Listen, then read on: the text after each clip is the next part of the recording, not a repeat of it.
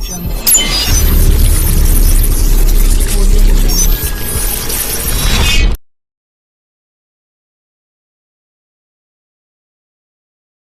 वो मिनिमाइज होने शुरू हो जाता है, और उस डिप्रेशन के लेवल के मिनिमाइज होने की वजह से वो बंदा ज़हनी तौर पे आसूदगी की तरफ जाना शुरू कर देता है। जबकि वो लोग जो हकीकी मायनों के अंदर कामयाब हो के आए हैं, तो वो लोग जो हकीकी मायनों में कामयाब हो के आए, जिसकी औलाद भी दीन के रास्ते पर है, जो खुद भी दीन के रास्ते पर है, तो वही हकीकी फलाह पाने वाले, जिनको मैंने पहले ही कह दिया। तो उन लोगों के लिए भी अब ये है कि वो लोग भी अब बढ़ापे का सारा टाइम अल्लाह के रास्ते में दे दें, बस कि दुनियादारी से बिल्कुल दूर रहें। जितनी उसने दुनिया कमानी थी कमा ली, जो दुनिया के काम थे कर लिए, जो अल्लाह की जात ने उसको तौफीक दी उसका शुक्र अदा करें कि उसकी मेहनत रंग ले आई, और उसकी औलाद भी नहीं कर, वह खुद भी नहीं कर। जबकि दूसरी तरफ वो लोग जो कि दुनियावी एतबार से कामयाब हैं, जो बड़े ओहदे हासिल कर लेते हैं, पैसा हासिल कर लेते हैं, मालो दौलत हासिल कर लेते हैं, अब मसला इन लोगों का ज़्यादा आना है। क्योंकि जो दुनियावी एतबार से मालो दौलत पैसे सब कुछ हासिल कर लेते हैं, जब वो बढ़ापे को पहुंचते हैं तो फिर उनको सिर्फ एक ही ख्याल आता है कि मैंने जो ये अरबों रुपए कमाए हैं, मैंने किसी का हक मारा होगा, किसी का छीना होगा, किसी का कुछ किया होगा, सिवाय अपनी कामयाबी देखने के लिए इसको उनको कुछ भी दिखाई नहीं दिया होगा। अब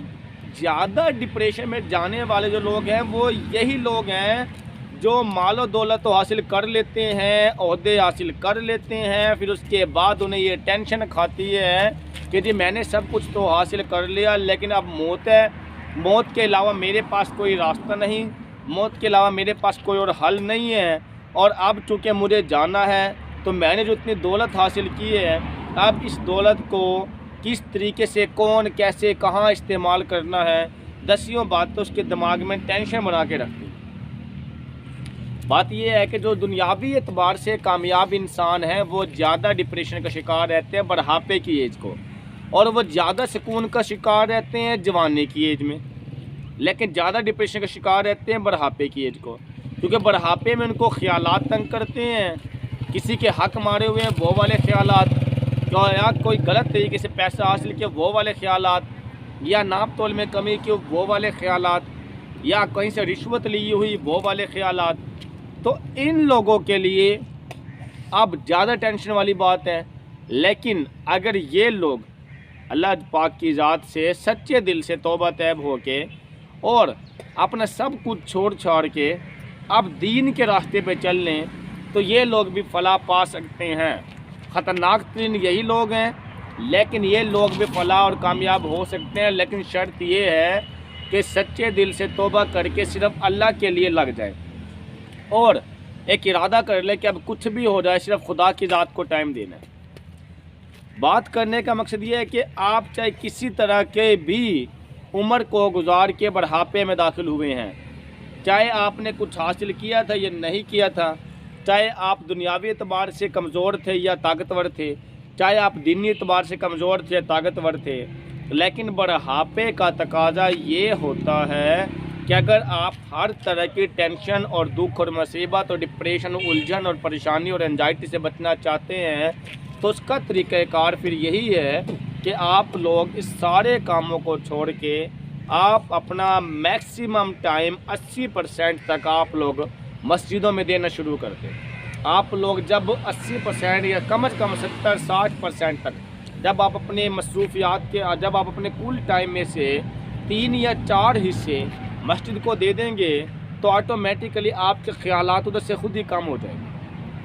कि आपने क्या हासिल किया, क्या हासिल नहीं किया, कैसे रहा, कैसे नहीं हुआ। इन सारे के सारे मामलात को हल करने का एक ही तरीका है, और वह ये है कि आप लोग बोरा बिस्तरा उठाएं,